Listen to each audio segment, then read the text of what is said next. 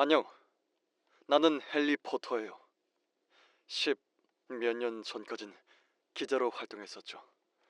대공황이 한창이던 때라 그 본분을 제대로 하지 못했지만요. 저는 그닥 사명감 있는 사람이 아니어서요. 그런 글들을 쓸 바엔 아들과 시간을 더 보내줘야겠다고 생각했죠. 저는 1935년에 아들과 뉴욕에 놀러간 날 언다잉을 맞았어요.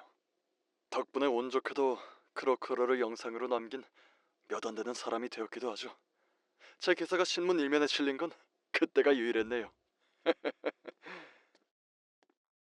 부모라면 다들 아시겠지만 저희 아들도 모습은 17년 전 그대로예요. 올해로 28인데 하는 행동은 중학생 같더군요. 아내와 이혼한 뒤로 혼자 애를 키운다는 건 쉽지 않았어요.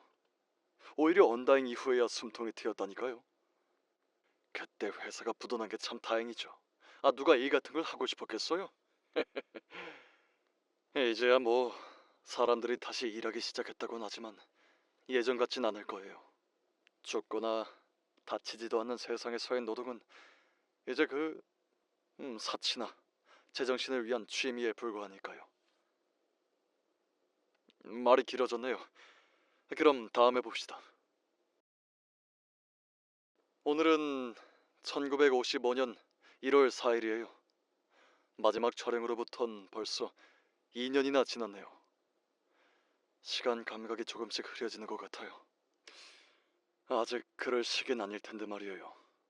아, 오랜만에 보시죠. 인스턴트 커피예요. 다락에 20년 동안 있던 걸 어제 찾아냈거든요.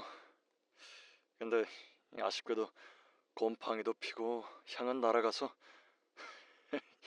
그냥 더럽게 쓰기만 합니다. 느낌만 내고 있어요. 물이 아닌 걸 입에 넣어보는 것도 오랜만이네요. 전 핫도그가 제일 그리워요. 작년 말부터 어느 한 기업이 무섭게 부흥하고 있다는 얘기가 들려오더군요. 최근에 내놓은 상품들은 하나같이 시대를 콕 집은 베스트셀러들이죠. 초시간 발모제는 어떻게 만든 건지 감도 오지 않습니다. 예전엔 토스터기나 달력 같은 걸 파는 작은 공장이었는데 나무로 만들지 않은 종이를 출시하면서부터 조금씩 대중에게 이름을 알리기 시작했죠. 진짜 종이가 고갈된 이후로 이제 각종 출판사든 신문사든 여길 거치지 않고선 무엇도 생산해낼 수 없는 상황이 돼버렸어요. 그렇게 어느 순간부터 언다잉 이전의 일상을 회귀하듯 우리 삶에 녹아들었네요.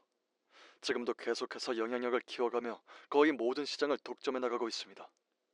그 공장 주인은 세상 이치를 무섭도록 잘 알고 있는 모양이에요. 회사의 급진성은 소름이 돋을 정도죠. 분명 위험한 사람입니다. 미국에 다시금 큰 위기를 가져올 거예요. 전 기자의 촉이죠. 더욱이 신경 쓰이는 건 이번에 출시한 새 제품입니다.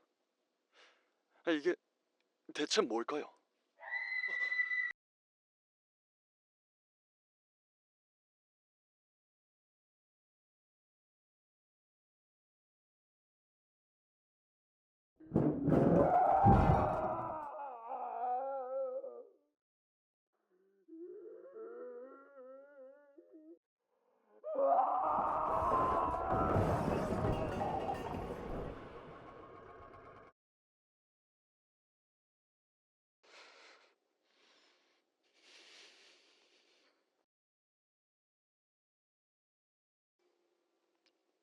지금은 1984년입니다.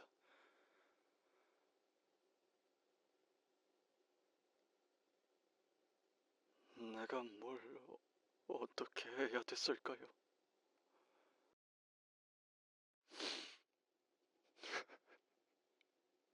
말 안 해도 알아요. 다 저를 어떻게 생각하는지. 이웃, 이웃들이 내가 뭘 그렇게 잘못했는데.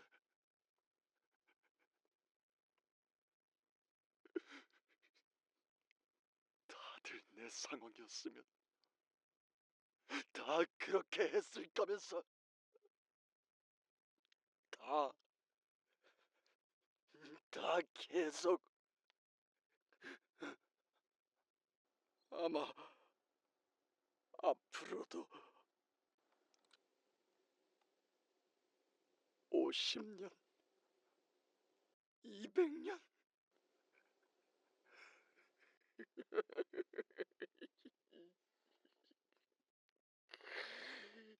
이런 건